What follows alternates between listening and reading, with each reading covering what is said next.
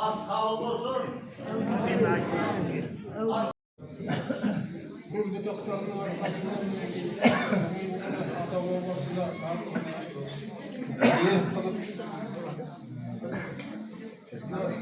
ас беріп өткен кеткен уақытында қоясы беріп қой.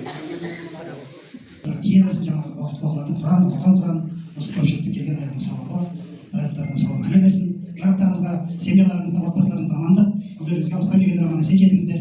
Құдайым жақсылықта тойда басыңыз болсын. Аман болыңыздар. Амин. Бүгін тәжірибелер, туысқандар, бауырларымыз, өзінің сағат тоқтардың туысқандары жаңасында келіп отырған асқа келіп отырсыздар, барлықтарыңызға уақыттарыңызды бөліп отырсыздар, келіп отырсыздар. Рахмет. Жаңағы тоқтардың 25 жыл өтіп кеткеннен бұл жерде тектес балам екінші класс бітірген кез еді. Үлкен қызым Ардақ 10 класс бітірген, оқуға түскен кез еді. Жаңағы бұның деген қыздарым да мектепте 8 класс оқып, бәрі кішкентай болып қалып еді. Неге 25 жыл деген міндет шықты. Жаңағы мен балаларыма ризамын. Осы асы беруге бәріне атсалысып оларына рахметімді айтамын. Қыздарыма, ұлдарыма рахметімді айтамын. Осы жаңағы үлкен аталарымызға, апаларымызға бәріне құран бағыштаймыз деп осы мешітке келіп құран бағыштап отырмыз. Құранымыз қабыл болсын. Барлықтарыңызға рахметімді айтамын.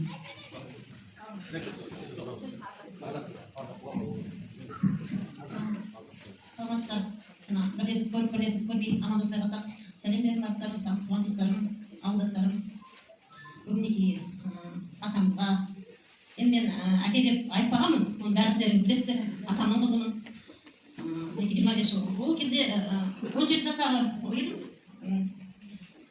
Жатқан жер жайлы болсын аталарымыздың. Деген кезде бір өкінішім сол менің оқуға түскенімді көріп, қуанып кетпегені бір. Сол ғана өкініш, май кезінде мен шығарып салып, ақылын айтқан кезде сол кезде маған соңғы ақыл айтқан екенін білмеппін. Мен де кезінде өмірден өткен екен, өте жас кетті. Ол кезде түсінбеппін. Білесіздер енді ақ жарқын, көпшіл, жатқан жер жайлы болсын, топырағы торқа болсын. Аз ғұмыр кешсе де өте көп болып кетті. Ертегі жырларымен өсірді, батырлардың жырларымен өсірді бәрімізді. Рахмет барлықтарыңызға, уақыттарыңызды бөліп, сонау жақтан келіп, Құранға қол жайып, тілектеп жатқандарыңызға. Иттерімізден қалған мінекей мамама, анамызға мың алғыс, бәрімізді өсіріп, өндіріп, жеткізіп жатқанына көп рахмет барлықтарыңызға. Осында жиналған елім, жұртым, барлық осы жерден ағашыларым, өз туысым, енді ешқайсыңызды бөле жармаймын. Барлықтарыңызға біріншіден айтарым, Алла риза болсын. Алыс демей, сан жаңағы шақырым жерінде келіп отырсыздар. Соған рахмет сіздерге біріншіден айтарым. Енді әкем айтқан кезде көзіме жас алмауы мүмкін емес. Өйткені енді әкемнің нағыз қызы болдым. Кеудесіндегі жаңағы былай айтсам емшегі жоқ болса да сол емшегін еміп, жанында жүрген қызы едім.